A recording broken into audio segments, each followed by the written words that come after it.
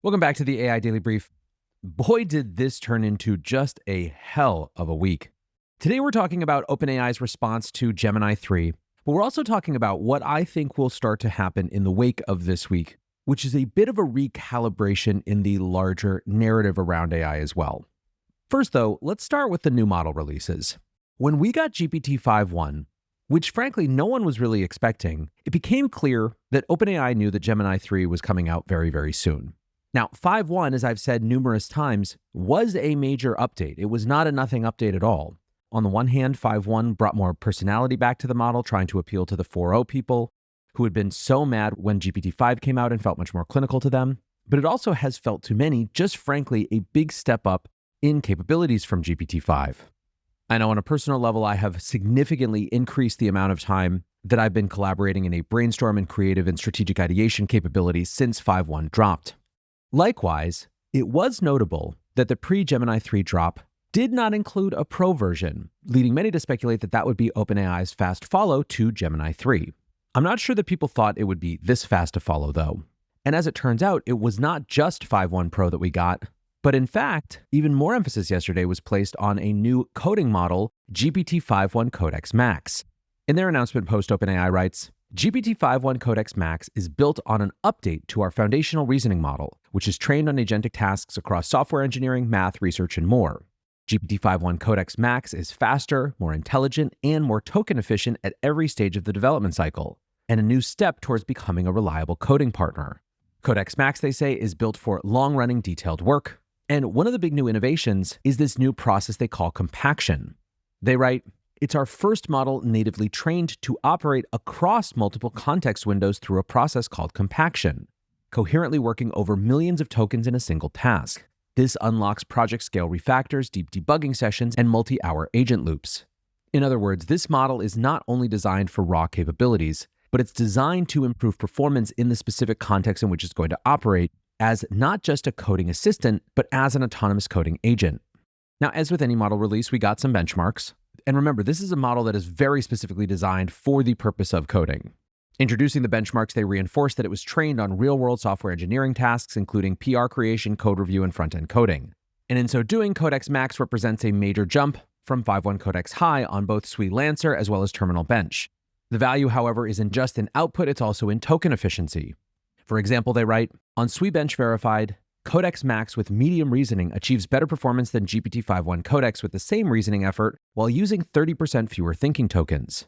They also announced that they're introducing a new extra high reasoning effort for non-latency sensitive tasks, i.e. tasks that can run for a long period of time. Overall, then, you're getting better results and more efficient performance. And it's clear from the blog post that this is a model that's designed to expand the universe of what's possible with AI and agentic coding. In a section called Long-Running Tasks, OpenAI writes, Compaction enables Codex Max to complete tasks that would have previously failed due to context window limits, such as complex refactors and long-running agent loops, by pruning its history while preserving the most important context over long horizons. The ability to sustain coherent work over long horizons is a foundational capability on the path towards more general, reliable AI systems. Ultimately, they claim that Codex Max can work independently for hours at a time. Indeed, they say, in our internal evaluations, we've observed Codex Max work on tasks for more than 24 hours. They conclude, Codex Max shows how far models have come in sustaining long horizon coding tasks, managing complex workflows, and producing high-quality implementation with far fewer tokens. Finally, they conclude with some statistics. Internally, they say 95% of their engineers use Codex weekly, and the engineers that do ship roughly 70% more pull requests since adopting Codex. So that's the official blog post. Other members of OpenAI's team focused on different parts. Researcher Noam Brown used it as a chance to reinforce a message which has been coming up all week. Pre-training hasn't hit a wall, he writes, and neither has test time compute.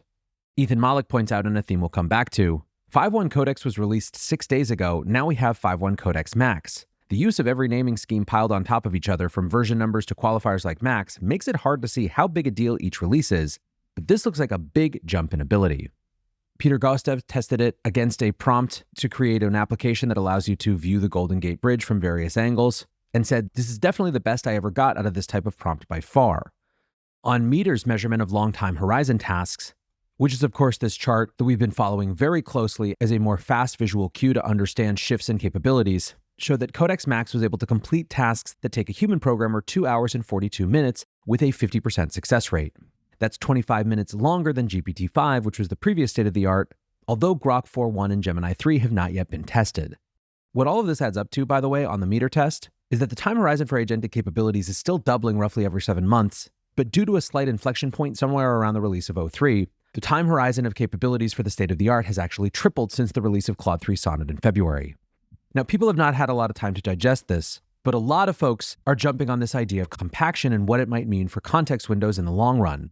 And indeed, you get the sense that a lot of the innovations in Codex Max were basically OpenAI trying out things that it wants to bring to general purpose AI in what they perceive as the most competitive and highest value use case area right now, which is AI coding. Now, Simon Willison pointed out, despite Codex Max, the quote, bigger news today may actually be GPT-5 Pro. Although, as he points out, that one didn't even get a blog post, it just got this tweet. OpenAI actually retweeted its announcement of GPT-5.1 from last week, saying GPT-5.1 Pro is rolling out today to all Pro users. It delivers clearer, more capable answers for complex work, with strong gains in writing help, data science, and business tasks.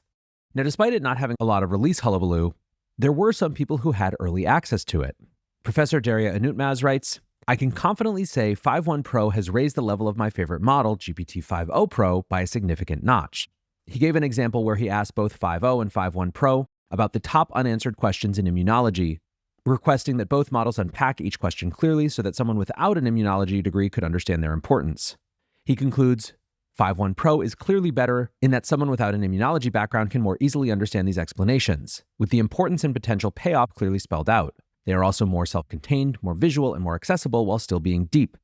Content creator Theo had tweeted back on November 17th, just had my mind absolutely melted by redacted, can't wait to talk about it, and responded yesterday, OpenAI just quietly released GPT-5.1 Pro, and this is the redacted I was talking about. Matt Schumer did not mince words. He said, I've had access to GPT-5.1 Pro for the last week. It's an effing monster, easily the most capable and impressive model I've ever used. But he says it's not all positive. His review ultimately is called an absolute monster but trapped in the wrong interface. His summary reads, 5.1 Pro is a slow, heavyweight reasoning model. When given really tough problems, it feels smarter than anything else I've used. Instruction following is the standout. It actually does what you ask for without going off the rails. For serious coding, it feels less like an assistant and more like a contract engineer working from a spec. It is ridiculously smart, it genuinely feels like a better reasoner than most humans, and I expect examples within days of it solving problems people thought were out of bounds for today's AI systems. However, he said there are still areas where it loses to Gemini 3, and there are interface issues. He writes, front-end and UX design are still far worse than Gemini 3, and the biggest weakness is the interface. It lives in ChatGPT, not in my IDE, not wired into my existing tools. This friction is beyond limiting and frustrating. He says, for most day-to-day work, Gemini 3 is just better. Waiting 10 minutes for an answer in a separate interface is not ideal. For anything that requires deep thought, planning, and research, and anything that I need to get right on the first try, I reach for 5.1 Pro. Ethan Mollick pointed out, OpenAI feels like it undersells GPT-5 Pro, which is still the model that is most likely to deliver serious value on very hard problems. Partially, it is because these hard problems are complicated, so they're hard to describe to others. Now, Ethan also points out the right comparison is probably not Gemini 3, but Gemini 3 Deep Think. But still, it is interesting that 5 Pro has always had a bit of a shroud of mystery when it comes to the right use cases. One other person who had early access to 5.1 Pro is Simon Smith. He wrote, I was invited to alpha test 5.1 Pro alongside experts in robotics, math, immunology, medicine, music, and more. My focus was life science commercial research and strategy and some personal use cases. Having used 5.1 Pro for a few days, I find it more like a human domain expert than 5 Pro, with clearer writing, better judgment, fewer tangents, stronger synthesis, and more emotionally aware responses.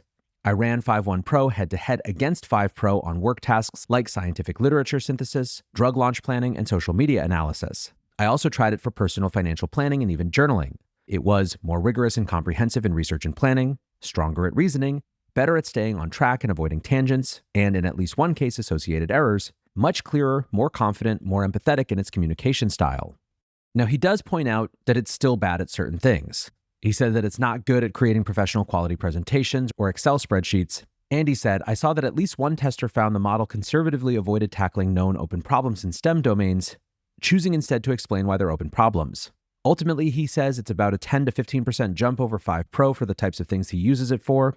And he says, knowing OpenAI's focus on real-world performance like GDP Val, and reports of it hiring domain experts in fields like finance, I think human domain expertise is exactly what they're going for, and with 5.1 Pro, they're getting closer. This bodes well for AI doing even more impactful work in 2026. Now, to zoom out here, I think the obvious surface level story is something like OpenAI cracks back in the week that Google wanted to dominate with Gemini 3. And to some extent, that's the case, although it's pretty clear that OpenAI is not trying to steal Gemini's general thunder with this, or at least knows that it's not possible with these models, but instead, they chose to release the 2 update models that are most specifically about very discrete types of work. They are showing off some new approaches, or at least newly named approaches like this compaction, that hint at where the future of general models is headed and suggest that there is still much, much more territory to be claimed.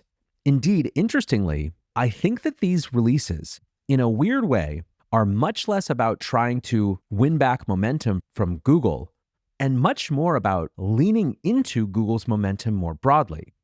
Taken alongside NVIDIA's earnings report, you can feel the embers of a little bit of a shift in the AI narrative. For a couple of months now, markets have been flirting with the idea that AI is just a big bubble. And one of the things that they've been looking for as evidence is, of course, plateaus or walls in the ability of these models to continue to improve. The story of this week, as investor Gavin Baker points out, is that Gemini 3 shows that scaling laws for pre-training are intact. He says this is the most important AI data point since the release of O1. Now, he gets into why that is, which is a topic that we'll explore in an episode later this week. But for our purposes here today, I think that takeaway 1 from these new models from OpenAI is that we all just got even more new tools to play with. And 2, in some ways, this week wasn't about competition, but about all the model companies, including Grok with 4.1, standing shoulder to shoulder and telling all of the skeptics, just wait to see what comes next. That's going to do it for today's AI Daily Brief. Thanks for listening or watching as always. And until next time, peace.